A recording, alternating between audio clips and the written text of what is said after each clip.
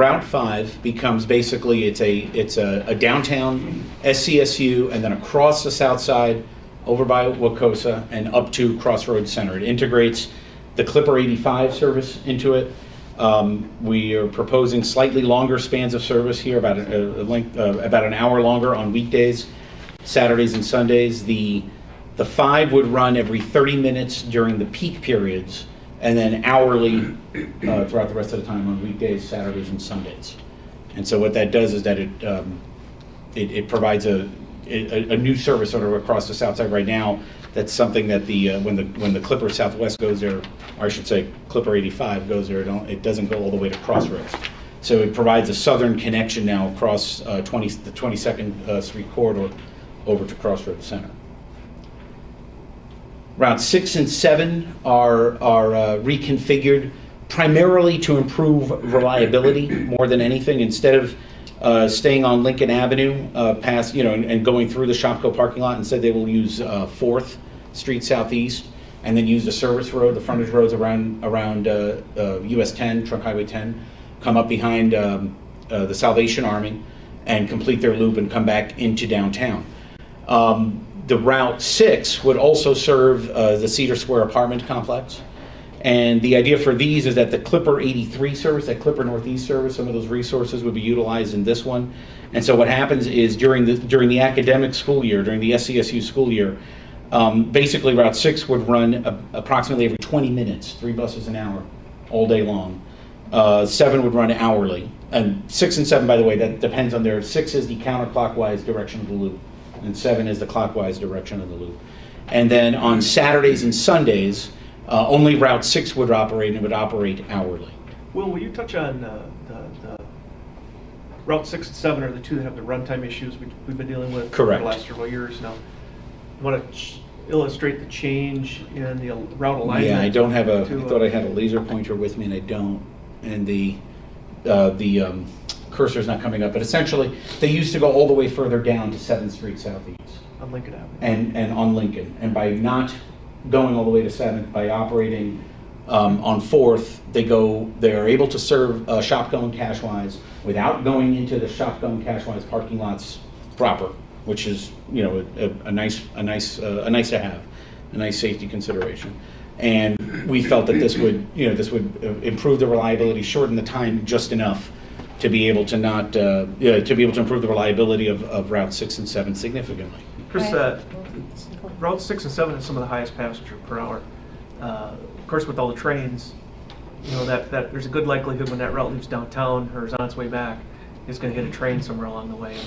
And probably one of the biggest complaints we get from riders is Route 6 and 7 missing transfers coming into downtown.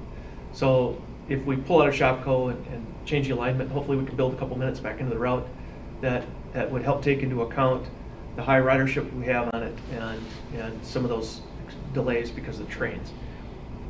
The real long trains, there's probably nothing we can do about that, or if you have a back-to-back train, but we're trying to reduce the amount of delay that we're experiencing on 6 and 7. So we think this step is going to help.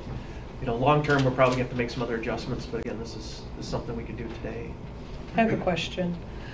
Since we won't be going into the parking lots of the largest stores that people probably utilize on the route, will we be accommodating the riders for some sort of comfort features? I think that the walk across the parking lot can be pretty long. It's not. The nice thing about 4th is that it puts you pretty close to the buildings. If we had an aerial, I could show you in more detail, but 4th goes essentially right next to Shopko.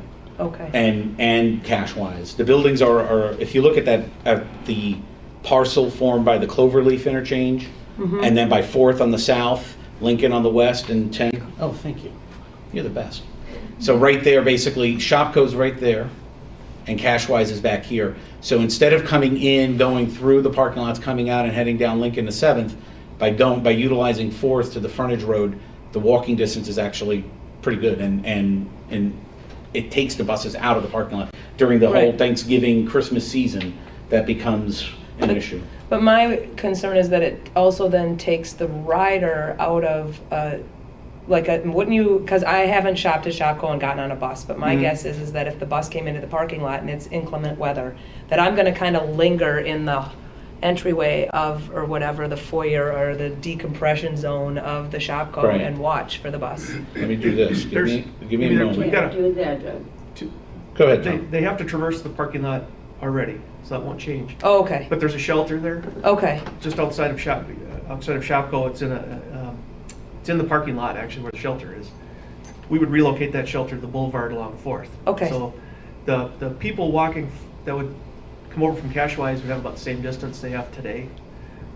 It's actually better because they can walk down the sidewalk and use the sidewalk to get to the shelter versus traversing the whole parking lot. Right. great, but there's a shelter. That's really Yeah. what I wanted to hear. Yeah, we talked about that a lot, is making sure that we have a comparable, accessible path for those customers that have today, that if we make this change, do they have the same or better accessible path? And I think we can assure people that they will. Okay, thank you. So, I yeah. was going to zoom in so you could see the aerial real quick, because it becomes a lot more, obviously becomes a lot more self-explanatory. Give me a moment here, indulge me.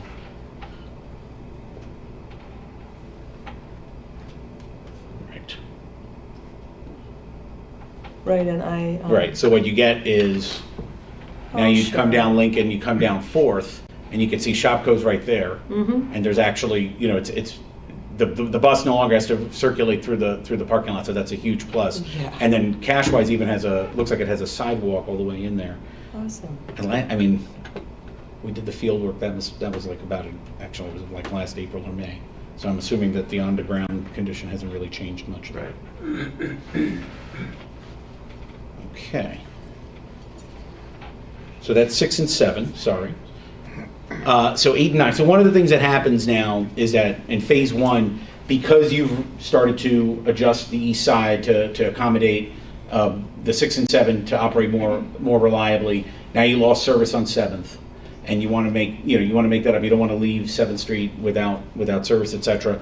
So one of the things that happens here is that these two routes 8 and 9, need to be modified as part of phase 1.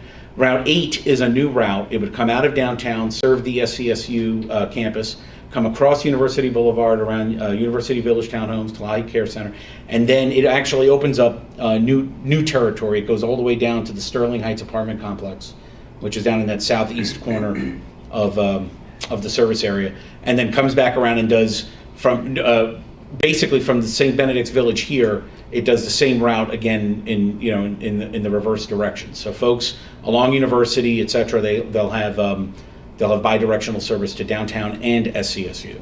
Route 9, the difference is here. First of all, it's operating on Riverside in both directions, because it's just when we were speaking with the operations folks, just felt it was a more reliable road to use to get down to 7th, and then it operates a one-way loop, still serving Munsinger Gardens there.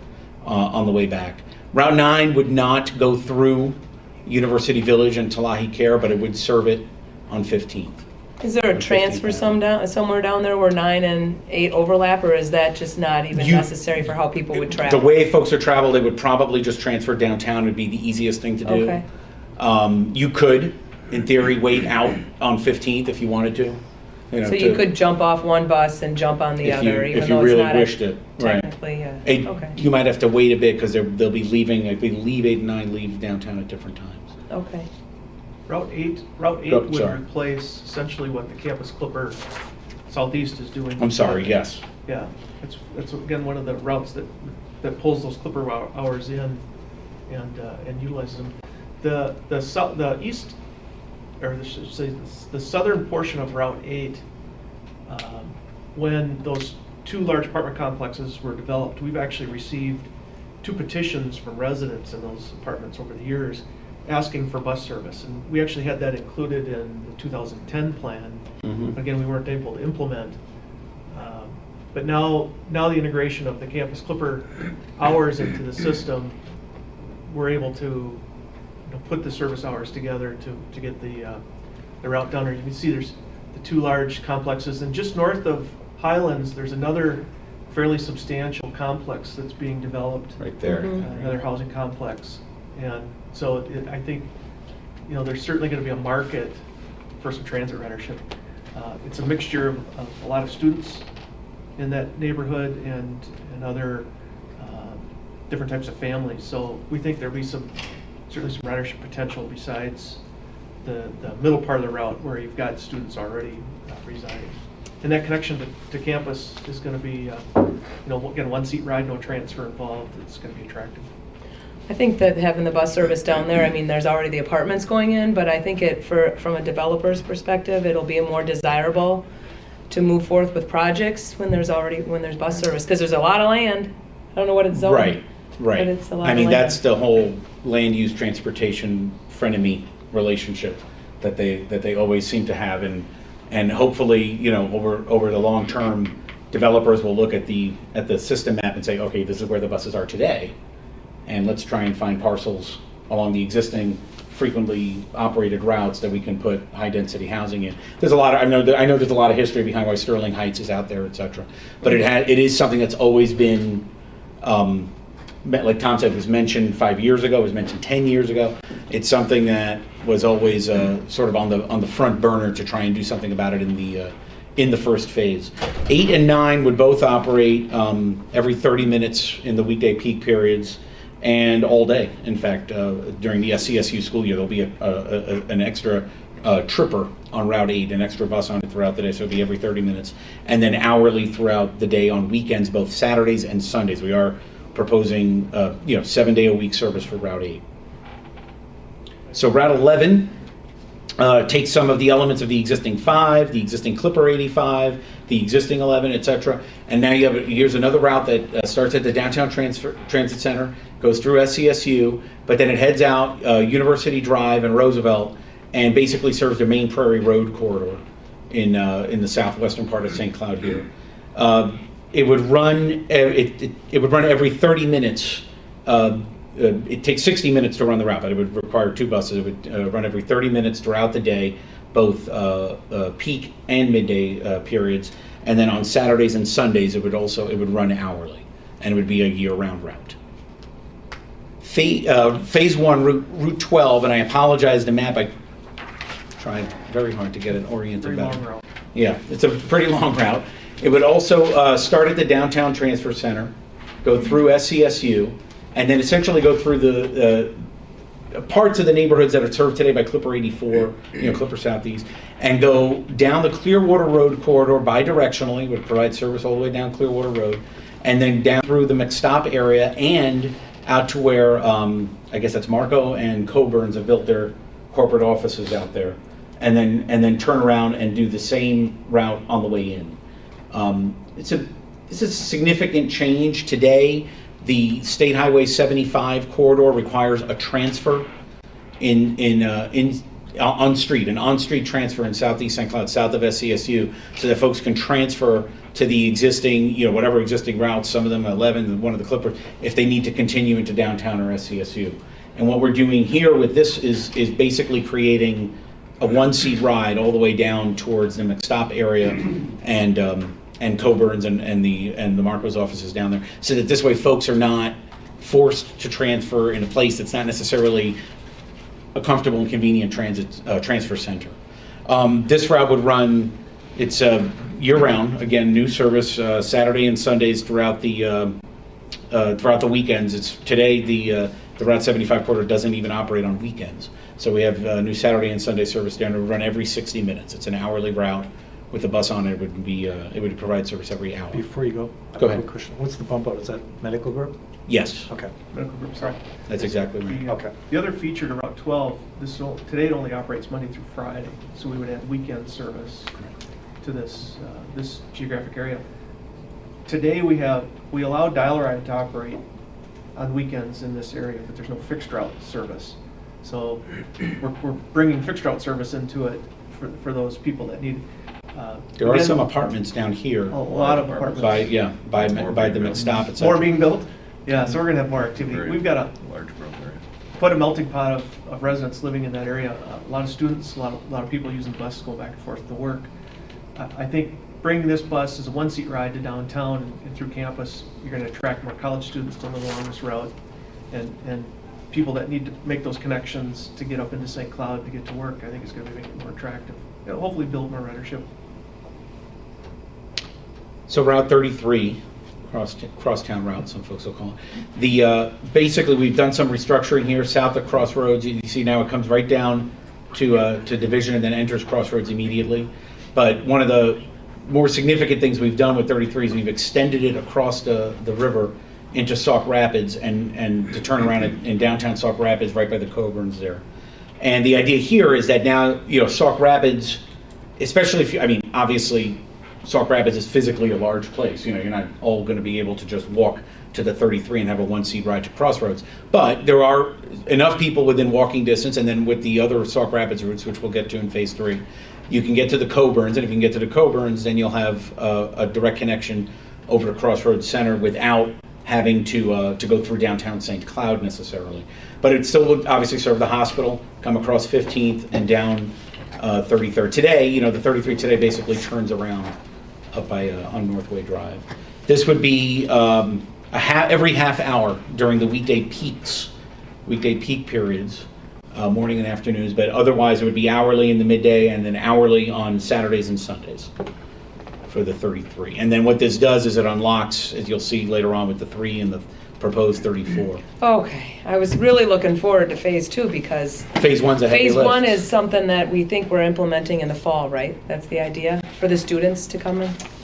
I started to get worried when it kept being Phase 1. Yeah. It's significant. The proposal on Phase 1, for you to consider, we'd like to implement it this August.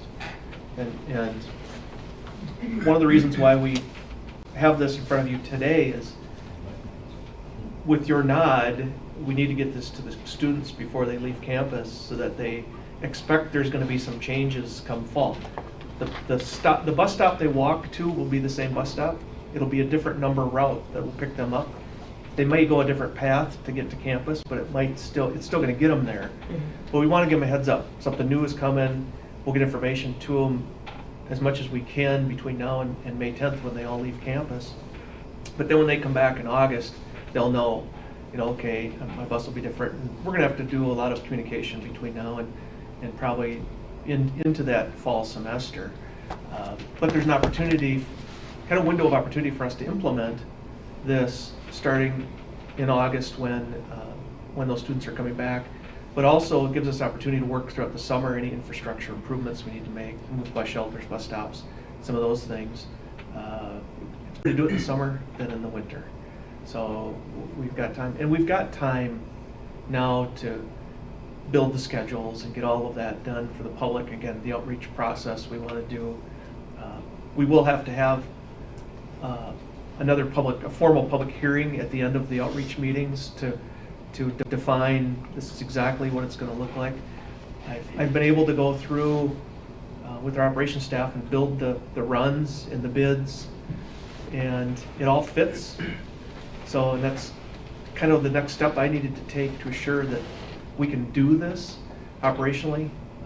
It's going to require some additional personnel, a couple additional peak hour buses. We're fully staffed right now, so it'll be a little easier for us to add the staff we need to. We've got all summer to do it, get them trained. We're planning on quite a bit of training with our drivers and our operations staff over the summer months. So we'll just add this into the mix so we can have everybody up to speed, come August. So that's the thought process behind Phase 1 and what we could do with it. Paula, maybe as we get through and get done with this, Paula's prepared a financial overview, kind of the financial impact of this. We'll go through that with you and so that you've got a comfort level there. At least as staff, we've got a comfort level with the implementation of all the phases, but we'll talk specifically about Phase 1 and what that means. Right. It might impact people's students' housing choices for the fall as well. If they get the heads up early enough, they might think, hey, wow, why don't I just live there instead, because now I'm going to have a bus. Yeah, I think the nice thing with this change is that there won't be a panic. And I was really concerned about that the students think their bus is going to be gone. Where's my bus? The bus stop will still be there. Instead of getting on an 85, you might get on a Route 11. But it's still the same. It's still a bus that will get you to and from campus with a comparable amount of time. So I think we've built that assurance in that we won't have oh my God, now what? The interesting part of the housing choices will be, say, the next year, if they feel that, you know, where they live isn't conducive based on the service we have. But I think we can assure them that we're really not changing a whole lot. With the tripper routes that we're adding to Route 6 and to 8, they're gonna have the same frequencies or similar frequencies. Similar. You know, similar but it allows us to better manage our resources, I think, because we weren't seeing the students still living along in the same areas where those clipper routes were running. The ridership over the last several years has continued to decline. And the university has helped us in looking at where the students live. They're everywhere. Mhm. They're not just focused on those corridors any longer where we've invested all those clipper resources. They're coming in on almost every route in the system. Mhm. So this plan allows those students to still have those connections directly in and out of campus, so that it's still attractive if you're a college student, but it allows them to live where they want. Because again, it's market driven. They're going to live wherever they get the cheapest rent or feel like it's the best place for them to live. Mhm. And I know the university is doing some things to try to get students back onto campus. You know, they're going to renovate some of the housing and improve some of the housing. And, you know, hopefully as enrollment increases, we can see more students, not only in our neighborhoods, but on campus too at the same time. Just from a process aspect to try to keep so that we have the flow of this going well, is you're looking, obviously, you said to kind of get an idea or a nod, so because you want to put some things together. I'm assuming everybody's okay with the fact that you've got that meeting on the 19th, rather than have a lot of discussion on something that we haven't heard from the public yet on. Then the 19th is more of a public opportunity to weigh in. I would hope that we wouldn't give you a nod till that 19th. I mean, unless there's some questions. And I think it's the first time, you know, for us seeing this, and that financial piece is important. How that works into phase one. If we could have just probably a more discussion after the 19th, and maybe just, unless there's those questions, you know, of you know, that are probably bigger picture, on the 19th after we've heard from the public, before we can give you that type of nod. So if that meets your schedule, that still works in your August, you know, so timetable and everything. Yeah, that's why If the board's okay with that, rather than having a lot of discussion on something we haven't heard from the public yet. And I can speak for myself. I mean, you run the, I couldn't tell you the timing wise and how operation and all that, so I don't want to get into those types of details. But from the customer aspect, I'd love to hear that perspective first before. And I know you built already that into this plan, but it gives an opportunity for us to hear some feedback. That's why we thought today was important as a presentation and discussion for all of you to kind of absorb all of this. And again, that's why as we or staff are talking about what would we do as the next step, that meeting on the 19th really is kind of a critical one for us to, again, reach out again, but to come back and visit again with you, because then you'll have time to kind of absorb what you're going to hear today and you know, other questions that might come in your minds. We'll give you an overview, again, of the financial piece of it today, and you can take it with you, and then we can get into, you know, more discussion then. So I certainly agree, you know, with your assessment. It still gives us time to do, I think, what we need to do for the public. Our goal was to be on path to really be ready to go by the end of this month, by the end of April. And I still think that works okay for us. You know, to say, ready to go, good to go kind of thing. Because it impacts our current budget, because if it starts in August, our current budget doesn't end until September, so there's a little time period here where we would have dollars spent in the current budget and then have it in the next budget year. And you'll see that preliminary budget in June-ish time frame, probably, you know, for the 2017. And we've actually already started some preliminary budget because of this process here, looking at what 17 is going to look like already.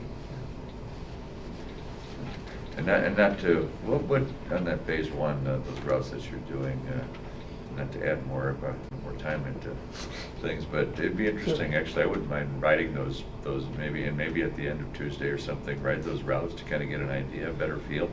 I can see the map and know where all that is, but maybe from a board perspective, maybe just, that night, you gotta be out at 6:30 or whatever, if it's possible, to, some of those routes, especially ones that have a little bit more significant change to them. I think, and not everybody has to go with me, but it might be, if somehow we can factor that in with time-wise, and if that's doable, it'd be helpful for us to write it Yeah, out. it's a good idea. We actually talked about doing that for the public throughout the summer as we, part of that whole process of input, of have some time for people to come to the transit center.